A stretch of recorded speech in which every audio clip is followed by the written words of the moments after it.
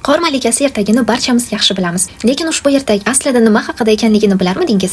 Ertak boshida Kay va Gerda ikkalasi ham yosh bola, biroq oxirida ularni katta bo'lganini ko'rishimiz mumkin. Ertak aslida o'smirlik davri haqida. Ya'ni kichkina beg'ubor bolalar qanday qilib o'smir yigit va qizga aylanishi, ularning psixologik hamda emotsional kechinmalari to'g'risida. Bolalar qiz yoki o'g'il ekanligidan qat'iy nazar, o'smirlik yoshiga yetguncha ko'proq onasi, buvisi va opa-singillari, ya'ni ayollar qurshovida bo'ladi. 12-13 yoshlardan boshlab ular shaxs sifatida shakllanishni boshlaydilar. O'g'il bolalar ayollarning emotsional va nozik dunyosidan uzoqlashib, ko'proq erkaklar bilan muloqot qilishni, aqlga tayanib, barcha narsadan mantiq qidirishni boshlashadi. Biroz sovuqqon bo'lib, ko'pincha yolg'iz qolishni yoqtirishadi. Bir so'z bilan aytganda, erkak sifatida shakllana boshlashadi. Qizlar esa o'zining haqiqiy tabiatini his qilish va jismoniy hamda ruhiy tomonlama haqiqiy ayolga aylanish uchun o'ziga xos davrni boshdan kechirishadi. Buni Gerdaning oyoq kiyimi hamda libosining rangidan sezishimiz mumkin. Yo'lda u duch keladigan sarguzashtlar esa aslida ushbu davrning bosqichlari. Ertak Gerda uchun 4 faslga bo'linadi: bahor, yoz, kuz va qish, va bularning barchasi uning ichki holatini aks ettiradi. Shu bilan birga ularni ko'payish va tom ma'noda hosildorlik, qarama-qarshi jins vakiliga qiziqish uyg'onishi va ushbu davrdagi agressiya va og'riqlar timsoli ham deyish mumkin. O'tish davri davomida Gerdaga ancha tajribali ayollar yo'l yo'riq ko'rsatib yordam berishadi va nihoyat barcha sinovlardan muvaffaqiyatli o'tgan Gerda Qor malikasi qasriga yetib keladi. Qor malikasi aql timsoli bo'lib, uning dunyosi mantiq, matematika va tartibdan iborat. U yerda iliqlik, sevgi va his-tuyg'ularga aslo o'rin yo'q. Qor malikasining mavjudligi Kay va Gerda ruhiy tomonlama ulg'ayishi, sevgi, sadoqat va iliqlikning qadrini anglash yo'lidagi bir sinovdir. Shuning uchun ham Gerda saroyga yetib kelishi bilan u o'z-o'zidan g'oyib bo'ladi. Kay va Gerda aka-singil emas, shunchaki yaqin do'st edilar. O'tish davri davomida yigitlar va qizlar xuddi qahramonlarimiz kabi bir muddat uzoqlashishadi. O'zlarining asl tabiatini anglagach esa butunlay yangi shaxs sifatida ortga qaytishadi. Buni ertak oxirida Kay va Gerdaning bir-biriga paydo bo'lgan muhabbatidan bilib olishimiz mumkin.